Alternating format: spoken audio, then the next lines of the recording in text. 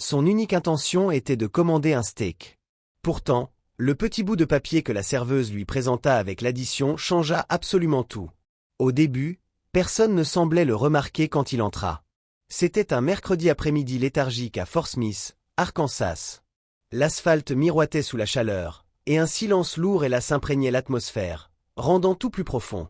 Le steakhouse lui-même était situé dans un centre commercial défraîchi, niché entre un magasin de liqueurs et un établissement de chèques. Il semblait être un endroit quelconque, juste un autre lieu pour déjeuner, passer et ensuite oublier. Cependant, Daniel Whitmore ne faisait pas que passer.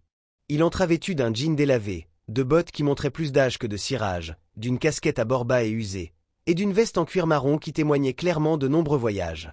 Il se déplaçait avec le calme, la discrétion et la modestie que les hommes noirs plus âgés adoptent souvent dans des environnements inconnus.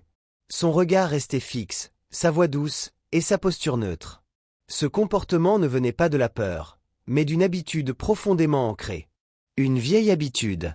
Le jeune hôte à l'accueil prit à peine la peine de lever les yeux de son écran numérique. « Table pour un » marmonna-t-il. « Oui », répondit Daniel d'une voix égale. « Un endroit tranquille, si ce n'est pas trop demandé. » L'hôte le conduisit ensuite à une banquette près de la fenêtre avant. C'était la table 7. Cet endroit lui offrait une vue sur la salle tout en lui permettant de voir clairement la porte de la cuisine. Daniel s'installa, posant ses mains à plat sur la table.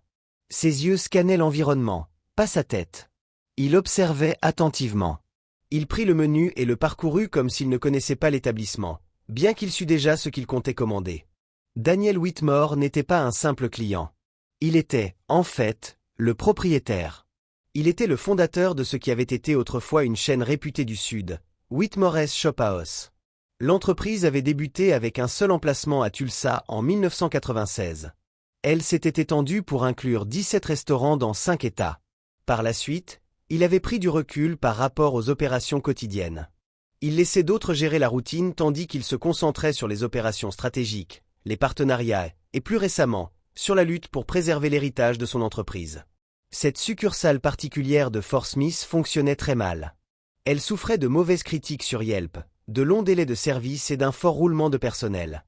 Il y avait aussi des dossiers financiers qui ne correspondaient pas. Son équipe fournissait des explications et des excuses. Daniel, cependant, ne s'y intéressait pas. Il cherchait la vérité brute. C'est pourquoi il avait visité l'endroit lui-même, à l'improviste et incognito. Daniel leva les yeux et rencontra les siens. Elle semblait être une femme blanche d'une vingtaine ou trentaine d'années, les cheveux attachés en un chignon désordonné et les manches retroussées.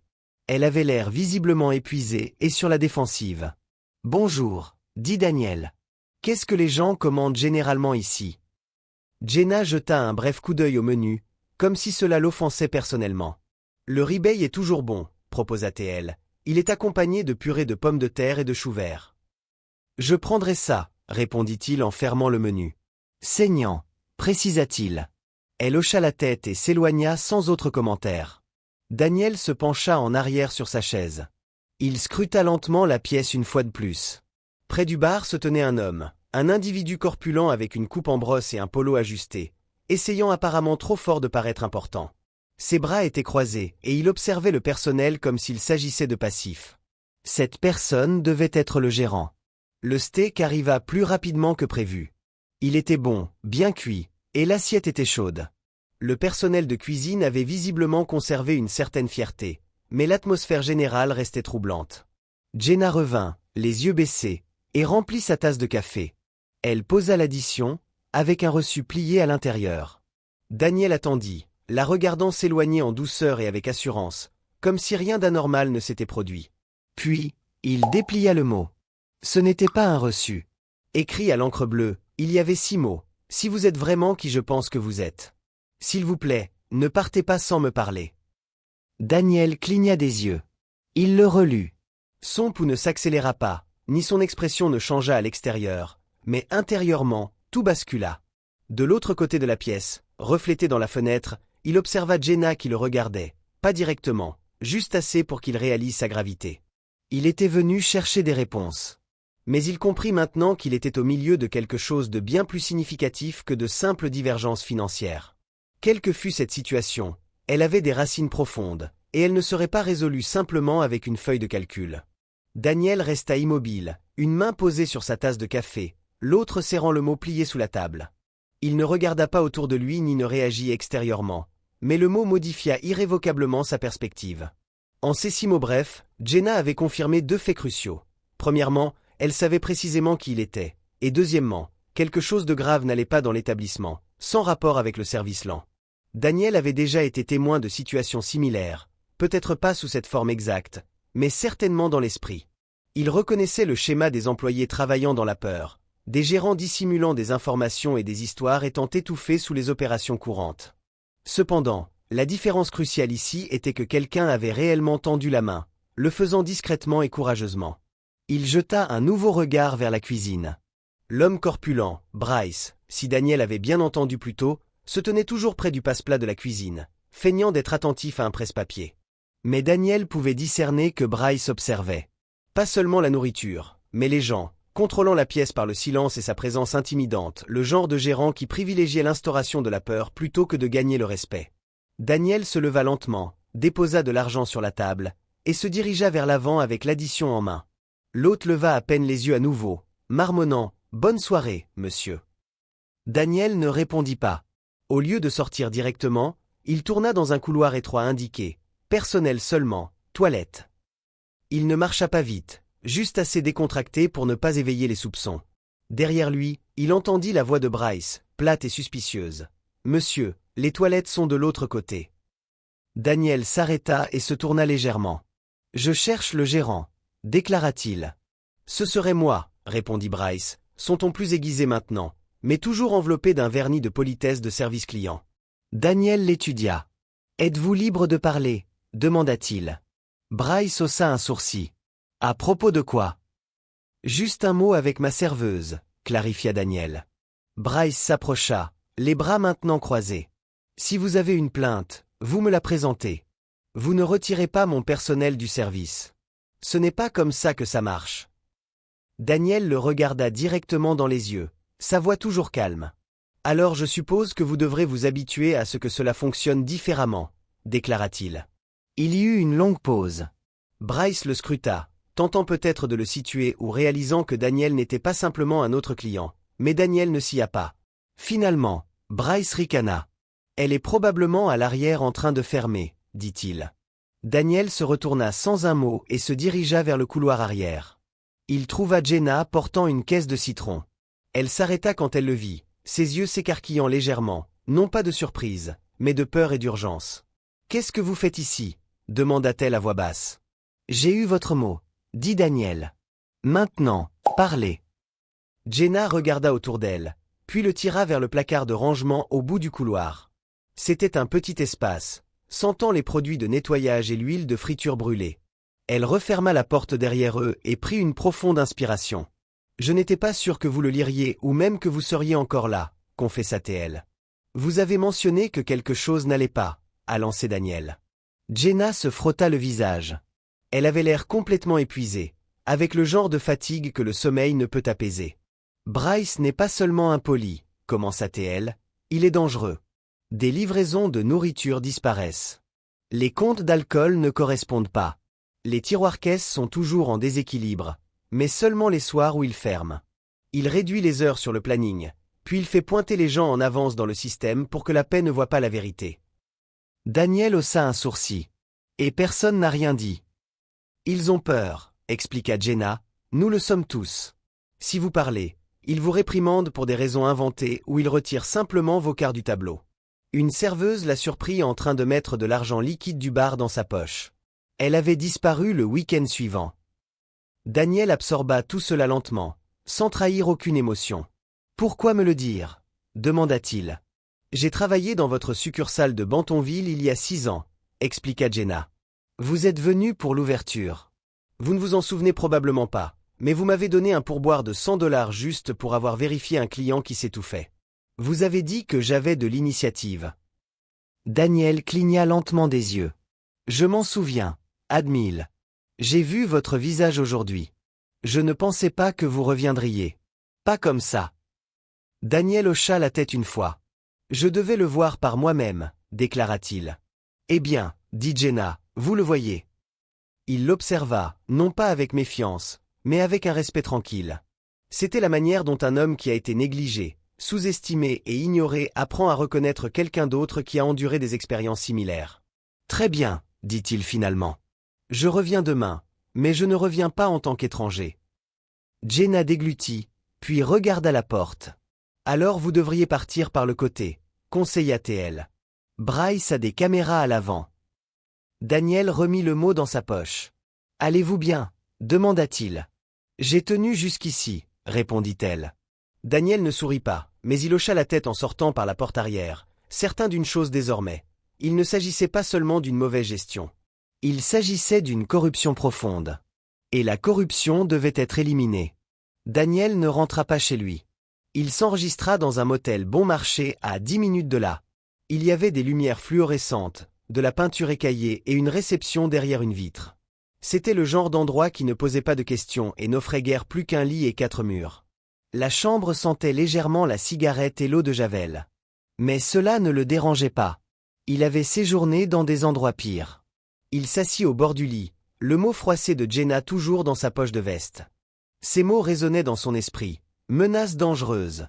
Des gens disparaissant du planning. Il s'était toujours fait un point d'honneur de créer des lieux de travail où les gens voulaient être, en particulier pour les individus souvent ignorés ou relégués à l'arrière-plan. Cela incluait le personnel de cuisine, les mères célibataires, les lycéens et les vétérans à la retraite, les personnes même que la société ne parvenait souvent pas à valoriser comme des atouts. Il reconnaissait qu'il ne dirigeait pas des restaurants parfaits, mais il en dirigeait des justes. Cette situation, cependant, était indubitablement injuste. À 22h17, son téléphone vibra. C'était un numéro inconnu, juste un message texte, parking latéral près de la benne. 23h, venez seul. Il n'y avait pas de nom, pas de détails superflus, juste des instructions claires. Daniel n'hésita pas. À 22h58, il était là, appuyé contre le mur de briques derrière le restaurant, les yeux fixés sur les ombres mouvantes sous la lumière de sécurité scintillante. Il gardait ses mains dans les poches de sa veste. Cela semblait être une nuit ordinaire, mais son esprit était exceptionnellement vif. À 23h03, la porte arrière s'ouvrit doucement. Jenna sortit discrètement, sa capuche relevée, se déplaçant rapidement mais silencieusement. Elle regarda autour d'elle comme si elle s'attendait à être suivie. « Merci d'être venu, murmura-t-elle. « J'ai dit que je le ferais, répondit Daniel. « Quelqu'un vous a-t-il vu ? Demanda-t-il. « Non, répondit-elle, faisant signe vers l'allée. « Marchons. » Ils marchèrent ensemble en silence jusqu'à l'extrémité du parking. Le faible bourdonnement d'un ventilateur de congélateur résonnait en arrière-plan. Jenna se tourna finalement vers lui. « Je devais être sûre que vous étiez sérieux, » expliqua-t-elle. La plupart des gens auraient simplement jeté ce mot. « Je ne suis pas la plupart des gens, » déclara Daniel. « Je commence à le voir, » répondit-elle. Elle fouilla dans sa poche et en sortit une petite clé argentée, la lui tendant enveloppée dans une serviette en papier. « Ça ouvre son casier dans l'arrière-salle, » expliqua-t-elle. « Sac de sport noir. Il y garde un deuxième téléphone. Un burner. Je l'ai vu l'utiliser quand il pense que personne ne regarde. » Les sourcils de Daniel se levèrent légèrement. « Vous l'avez surveillé ?» demanda-t-il. « Quelqu'un devait le faire, » rétorqua-t-elle. « Vous savez que cela pourrait mettre votre emploi en péril, » avertit Daniel. Jenna ricana. « Mon emploi était déjà en péril dès que j'ai commencé à poser des questions, » déclara-t-elle. « Mais je ne peux pas continuer à le regarder marcher sur les gens. Couper des heures, empocher de l'argent, virer de bons employés juste pour ne pas lui cirer les bottes. » Daniel hocha lentement la tête. « Vous êtes courageuse, » reconnut-il. Jenna secoua la tête. « Je suis fatiguée, » dit-elle. Il connaissait trop bien ce sentiment. Le genre d'épuisement profond qui s'installe jusque dans les os. C'était le genre de lassitude que les personnes noires connaissent souvent lorsqu'elles ont dû prouver leur valeur à maintes reprises juste pour entrer dans un espace, puis se sont senties contraintes de garder le silence une fois à l'intérieur.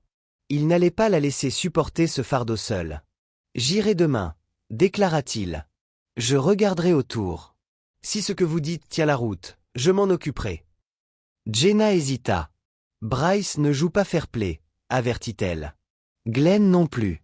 Si cela éclate, il ne s'agira pas seulement de moi. »« Glenn, » demanda Daniel, « vous voulez dire le responsable régional ?» Elle hocha la tête. « C'est lui qui a embauché Bryce. » Ils passent une fois par mois. Ils parlent comme s'ils avaient des secrets. La mâchoire de Daniel se crispa. Glenn était avec lui depuis de nombreuses années. Il était digne de confiance, discret, ne cherchant jamais l'attention. Mais Daniel avait pris du recul ces dernières années, et Glenn avait pris plus de contrôle qu'il n'aurait probablement dû. « J'apprécie que vous me le disiez, » dit Daniel. « J'essaie juste de vous donner l'image complète, » répondit-elle.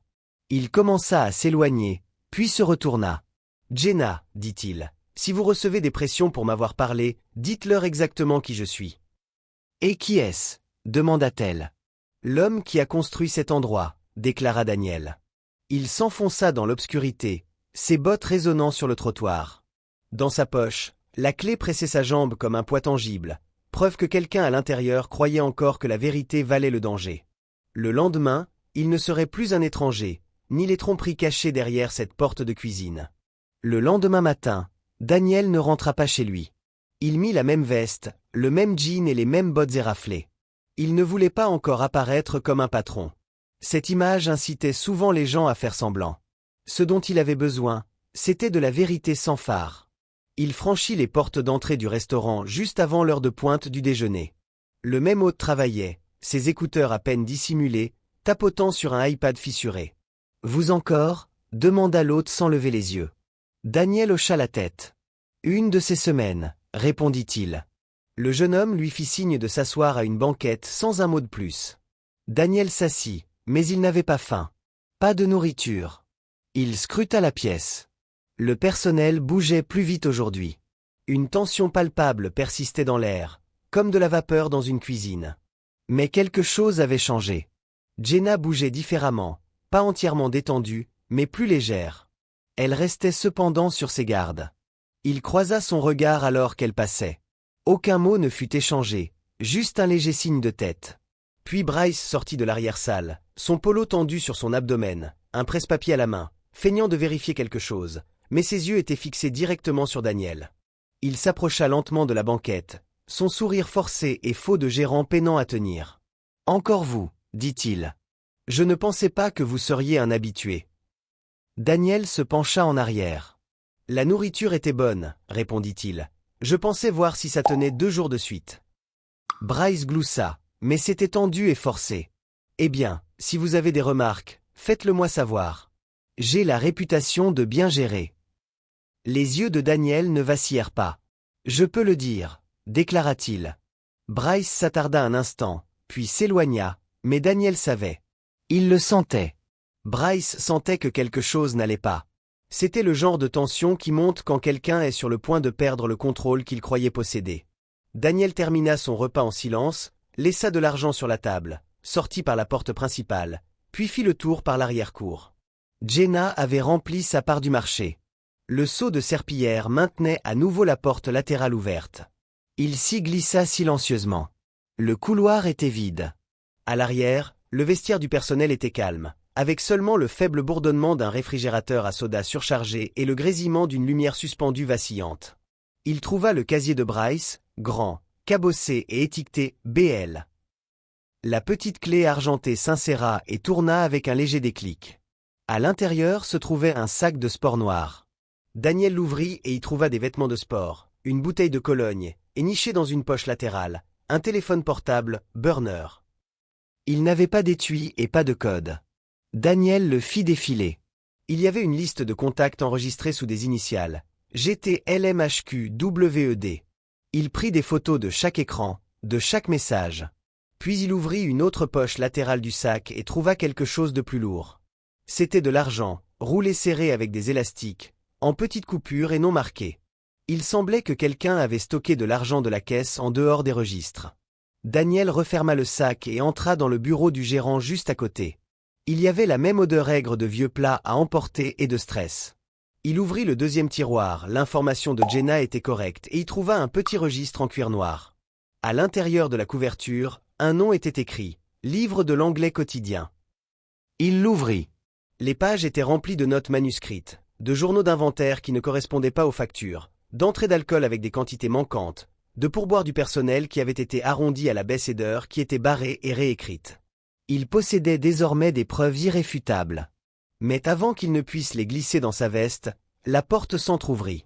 Bryce se tenait là, les bras croisés, dépourvu de son sourire habituel. « Alors vous vous croyez malin, dit-il. » Daniel resta immobile. « J'aurais dû m'en douter à la façon dont vous êtes entré ici, » continua Bryce. « Vous n'aviez pas l'air assez effrayé pour n'être qu'un simple client. » Daniel le regarda droit dans les yeux. « Vous parlez beaucoup pour quelqu'un qui a les mains sales, » rétorqua-t-il. Bryce entra, refermant la porte derrière lui. « Vous vous introduisez dans mon casier, mon bureau, et vous pensez que vous allez ressortir d'ici comme si de rien n'était. » Daniel resta calme, tenant toujours le registre à ses côtés. « Je ne sors pas en tant que client, Bryce, » déclara-t-il. « Je sors en tant que l'homme dont le nom figure sur le bail. L'homme qui possède cet endroit. » Bryce cligna des yeux, visiblement pris au dépourvu. Daniel s'avança, sa voix basse et mesurée. « Vous avez volé, menacé des gens, couvert vos traces comme un débutant, » dit-il. « Mais voici le truc.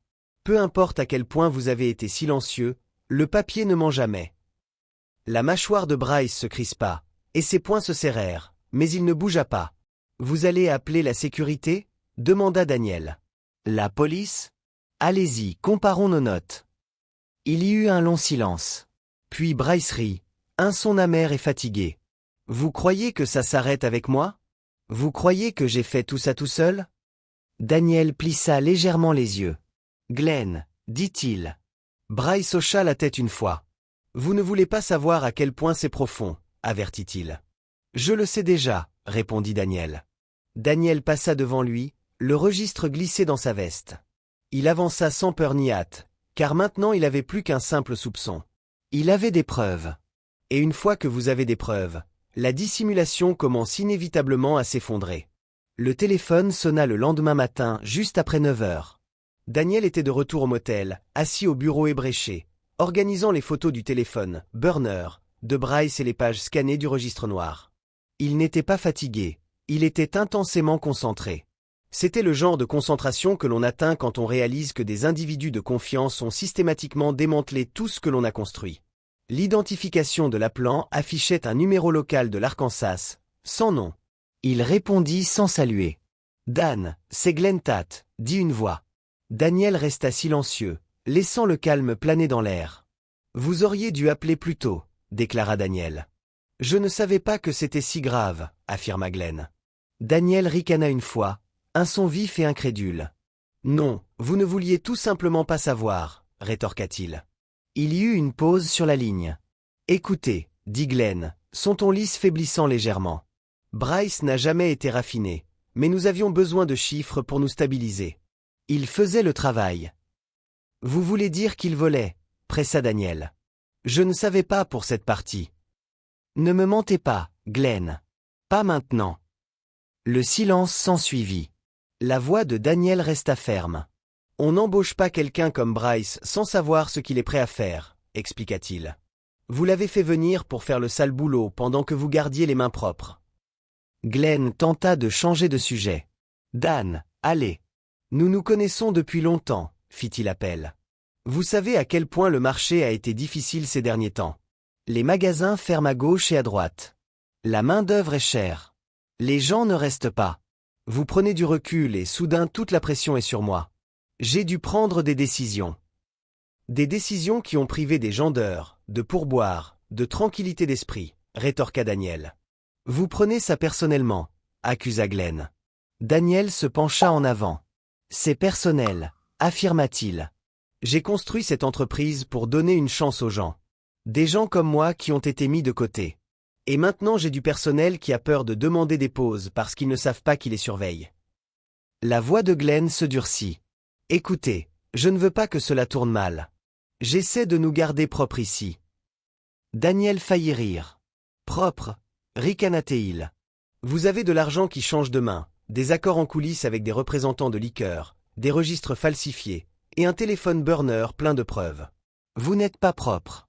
Vous êtes juste discret. » Une autre pause. « Qu'est-ce que vous voulez ?» demanda finalement Glenn.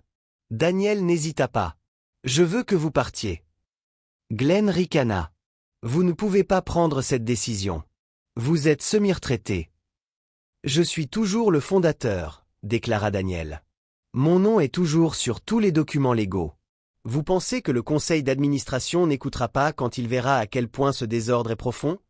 Si vous rendez cela public, nous perdrons tous, claqua Glenn. Le nom de l'entreprise, votre nom, cela entraînera tout le monde vers le bas. Daniel se leva, le téléphone toujours collé à son oreille. Alors je suppose que vous auriez dû y penser avant de nous trahir tous, conclut-il. Il raccrocha. Il ne dit pas au revoir. Il n'en avait pas besoin. À 14 heures, Alicia Knox avait tous les éléments nécessaires. Documents scannés, capture d'écran de texte, notes et le téléphone, burner, que Daniel avait livré ce matin-là. C'est suffisant, déclara-t-elle simplement. Ils plieront. Bien, affirma Daniel. Mais Dan, si vous allez jusqu'au bout, vous ne faites pas que renvoyer un individu, avertit Alicia. Vous démantèlerez votre structure établie de longue date. Êtes-vous prêt pour cela? Daniel la regarda droit dans les yeux.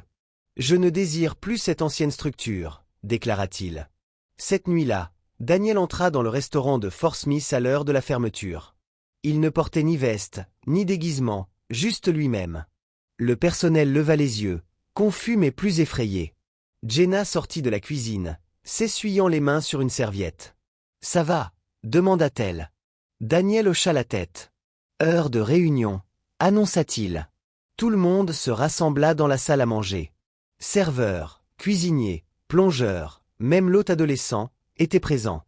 Daniel se tint à l'avant, silencieux au début. « Vous méritez tous mieux », déclara-t-il finalement, « et j'aurais dû me présenter plus tôt. » Personne ne parla, ils écoutèrent simplement. Bryce est parti. Glenn est le prochain. Et quiconque a volé ou les a couverts, vous avez une occasion de partir de votre propre chef. Demain matin, je commence à reconstruire. Et je le fais avec des gens qui s'en soucient vraiment. Il regarda les visages dans la pièce, épuisés, prudents, mais attentifs. Jenna s'est levée, ajouta Daniel. Seule. Elle avait tout à perdre et a quand même dit la vérité. C'est le genre de leadership auquel je crois. Il se retourna vers la cuisine. Cet endroit n'est pas cassé, affirma-t-il. Il était juste entre de mauvaises mains. Maintenant, nous le reprenons. Il n'y eut ni applaudissements ni acclamations, mais des têtes hochèrent, des épaules se détendirent visiblement, et pour la première fois depuis des mois, les gens expirèrent sans peur. Daniel n'avait pas seulement exposé le problème, il avait déclaré la guerre. Cependant, ce qu'il ne réalisa pas, c'est que Glenn avait un dernier coup à jouer, et il arriverait plus tôt que quiconque ne l'avait anticipé. 2 jours plus tard, Daniel reçut une enveloppe manille estampillée d'une adresse de retour d'entreprise, et enclos juridique urgent, imprimé sur le devant. Il était assis dans le hall du motel, buvant un café léger dans une tasse en styrofoam et examinant les factures des fournisseurs. L'enveloppe était épaisse, suggérant des problèmes avant même d'être ouverte.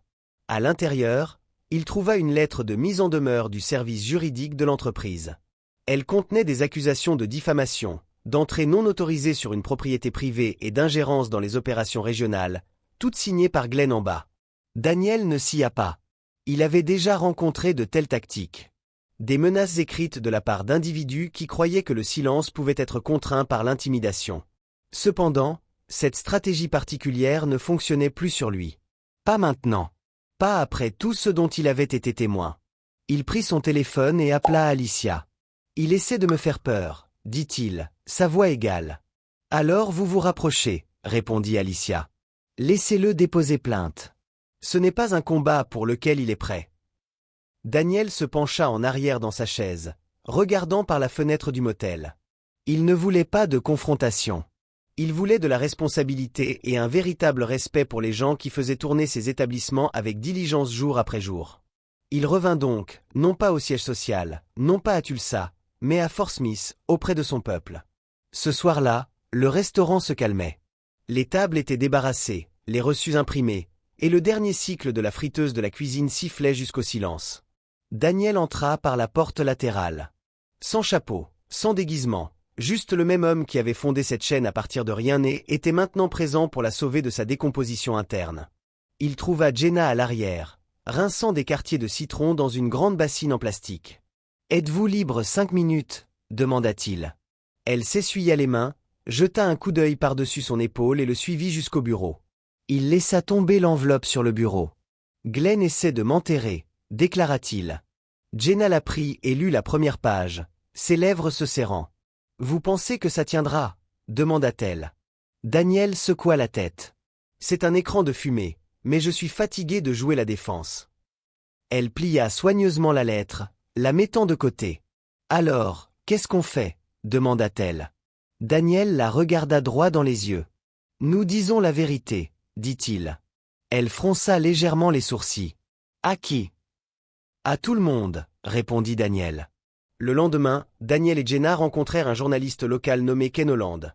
Un journaliste chevronné avec un carnet usé, un ordinateur portable de 6 ans et une réputation de publier des histoires que les puissants préféraient garder privées. Ils se rencontrèrent dans un restaurant de l'autre côté de la ville. Ken commanda du thé sucré et commença à écrire avant même que Daniel ne parle. Jenna fit la majeure partie du récit. Elle détailla les heures qui avaient été illégalement coupées des registres, les menaces, les inventaires manquants et la peur omniprésente. Mais elle partagea aussi un autre aspect, le silence. La façon dont tout le monde détournait le regard quand Bryce entrait dans la pièce. La façon dont les gens avaient cessé de croire que quoi que ce soit changerait un jour. Et puis qu'est-ce qui s'est passé? Demanda Ken. Jenna regarda Daniel. Il est entré, déclara-t-elle. Ken regarda par-dessus ses lunettes Daniel. Vous étiez infiltré, observa-t-il. Je ne me cachais pas, corrigea Daniel. J'observais. Ken gloussa. C'est la même chose si vous demandez à la direction, fit-il remarquer. Daniel se pencha en avant. Ce qui m'importe, souligna-t-il, ce n'est pas seulement de réparer cet endroit, mais de montrer aux gens qu'un véritable leadership signifie être présent, surtout quand les circonstances deviennent difficiles. Ken hocha la tête, continuant à gribouiller. 2 heures plus tard, ils avaient une histoire complète. À la fin du week-end, elle s'était répandue partout. Les titres disaient « Le propriétaire infiltré découvre vol et abus dans un steakhouse local » et « Une serveuse lanceuse d'alerte a aidé à tout exposer ». L'article a complètement exposé la situation. Le personnel des autres succursales a envoyé des courriels directement à Daniel, certains s'excusant, d'autres exprimant leur gratitude. Quelques-uns ont même partagé des histoires d'années précédentes, détaillant des problèmes similaires dans d'autres endroits avec différents gérants, suivant le même schéma de corruption. Daniel a répondu à chaque message, non pas parce qu'il y était obligé, mais parce qu'il comprenait que le silence avait contribué à la genèse du problème. Et maintenant, il fallait que cela cesse. Le lundi suivant, Jenna entra dans le bureau avant son quart de travail et trouva une enveloppe à son nom. À l'intérieur, il y avait une lettre d'offre, un emploi à temps plein, des avantages sociaux, un salaire et le titre de directrice générale pour l'emplacement de Fort Smith. Jenna cligna des yeux de surprise. Elle l'a lu 3 fois. Quand elle leva les yeux, Daniel se tenait déjà dans l'embrasure de la porte, l'observant. « Vous êtes sérieux ?» demanda-t-elle. Il hocha la tête. « Vous l'avez mérité », affirma-t-il. « Je ne sais pas si je peux. » Commença-t-elle. « Vous l'avez déjà fait », compléta-t-il sa phrase. Elle tenait la lettre comme si elle pouvait se désintégrer dans ses mains. « Personne ne m'a jamais soutenu comme ça, » dit-elle, la voix pleine d'émotion. Daniel sourit faiblement. « Vous vous êtes soutenu vous-même, » clarifia-t-il. « Je me suis juste assuré que ça tienne. » Au cours des semaines suivantes, le restaurant subit une transformation, non seulement dans son apparence, mais aussi dans son rythme opérationnel. C'était le genre de rythme qui émerge lorsque les gens désirent vraiment être là. Les nouvelles recrues étaient formées par des vétérans expérimentés qui avaient enfin une raison de se soucier. Jenna dirigeait avec équité, pas avec peur. Les réunions de personnel évoluèrent en sessions de résolution de problèmes, plutôt qu'en réprimandes disciplinaires. Et la nourriture s'améliora considérablement. Parce que tout a un goût différent quand on ne cuisine pas sous contrainte. Les clients le remarquèrent. La nouvelle se répandit. L'emplacement de Fort Smith n'était plus celui à éviter. Il redevint le restaurant phare. Un après-midi, Daniel s'occupait de la paperasse au bureau lorsqu'un adolescent, laveur de vaisselle, frappa à la porte. Théo, un jeune homme calme et diligent, restait toujours tard pour accomplir ses tâches sans qu'on le lui demande. « Monsieur Whitmore, commença-t-il. »« Oui, » répondit Daniel. « Ma mère travaillait pour vous à l'établissement de Tulsa, » dit Théo. « Elle a dit que vous l'aviez aidé quand mon frère est tombé malade. Vous lui avez donné du temps libre. Vous l'avez quand même payé. » Daniel leva les yeux. « Elle disait toujours que vous étiez différent, » ajouta Théo. Daniel hocha lentement la tête. « Dites-lui que je me souviens d'elle, dit-il, et dites-lui que son enfant fait du bon travail. » Théo sourit comme s'il venait d'accomplir quelque chose de significatif. Cette nuit-là, Daniel resta tard. Tous les autres étaient partis. Les seuls bruits étaient le faible bourdonnement du réfrigérateur et le doux grésillement des panneaux de sortie au-dessus. Il s'assit dans une banquette avec une assiette de gruau que Jenna lui avait préparée plus tôt. Il n'y avait pas de présentation sophistiquée, juste du gruau chaud, 2 tranches de pain grillé et du beurre fondant au centre. Il prit une bouchée, s'adossa et regarda autour de lui. Il ne s'agissait jamais seulement de steak. Il s'agissait de personnes. Les négligées, les réduites au silence, celles qui se présentent malgré tout. Des gens comme Jenna, comme Théo, comme la femme qui faisait des doubles quarts sans garde d'enfants et ne se plaignait jamais. Comme le cuisinier qui se présentait avec une attelle au poignet parce qu'il ne pouvait pas se permettre de prendre un jour de congé. Daniel n'essayait pas de sauver l'industrie de la restauration dans son ensemble. Il s'efforçait de préserver le peu d'honnêteté qui y subsistait. Et peut-être, de reconstruire le genre d'endroit où les individus n'avaient pas à chuchoter pour être entendus. Si vous avez déjà travaillé sous les ordres de quelqu'un qui abusait de son pouvoir, ou si vous avez eu peur de parler, que cette histoire vous serve de rappel. Le changement ne vient pas d'un titre. Il commence par le courage. Parlez. Présentez-vous. Et soutenez les gens qui risquent tout pour faire ce qui est juste.